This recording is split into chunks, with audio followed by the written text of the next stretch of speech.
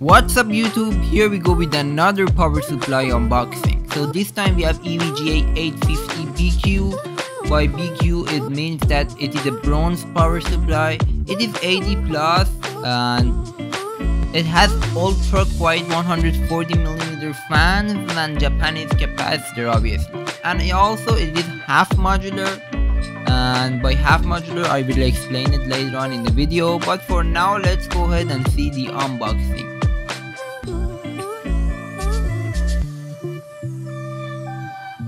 So once you open up the box, what you can see is the user manual. The user manual, I'm not going to read it because I already know about the power supply. It basically describes this series, which is the Supernova series, and talks about the different things on it.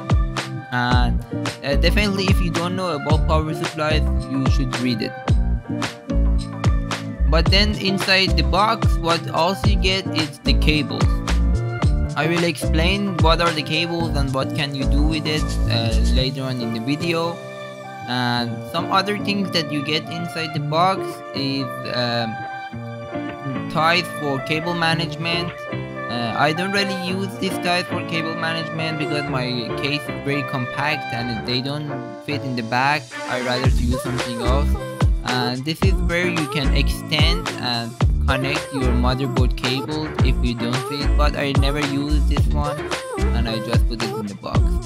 And you also get the power cable. The power cable is quite thicker than the 500 and the 600 power supply, but less thicker than the 1300 power supply. If you're interested on those power supply, 1000 and 1300, definitely go check out my other videos. Similarly, if you're interested in 700, go check out my other videos too. As you can see, the design of the fan is really good made, and the fans are very quiet, and I can say they are noiseless. Even under heavy load you cannot hear them and they don't get hot. Previously I tried some Corsair power supply 850, you can see the unboxing for that too, and under load that one got really hot. But the thing that I like about EVGA is it does not get hot at all. By half modular, what I meant was that half of the cables come with power supply, and that half you need it, and this is the budget one. You can see that this is the motherboard cable that comes with it, and as this is the budget power supply, that's why all of the cable come with it.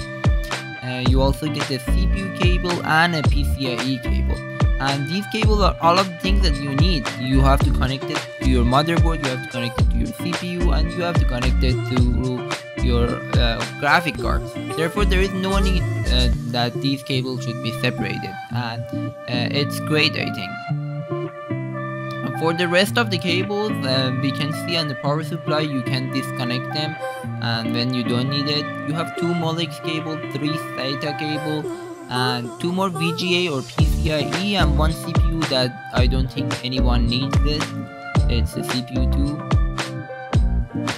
The graphic card that I have is EVGA 3060 Ti Ultra, which needs 2 VGA, and I don't drain everything from the VGA that comes with it. I just use another cable to connect with it. And as you can see, this one's the VGA cable that comes with the power supply that you can connect. By the way, all of the cables are included with the power supply. And this one is the CPU cable, I believe. The SATA cable, which you can use it for your hard drive SSD, and the last one is your Molex cable for your fans. The thing that I don't like about this power supply is that the cables that you can disconnect, they don't have the mesh around it like the cables that come with it. Other ones like 1300, all of the cable have that mesh. So I tried it to connect it to my PC and see how it works. Definitely you cannot connect this one to your mining rig if you're mining, because it's 850, but then if you want to connect it to your main PC and do mining with it, that's fine. From my experience, you can connect two 3060 or two RX 6600, two RX 6700 to this power supply. For now, I just connected to one EVGA 3060 Ti Ultra, and as you can see, I'm draining from two cables. I'm not splitting a single cable because I don't want to put pressure on my GPU and the power supply. Previously, I put some pressure on it and I end up burning the motherboard. So never do that.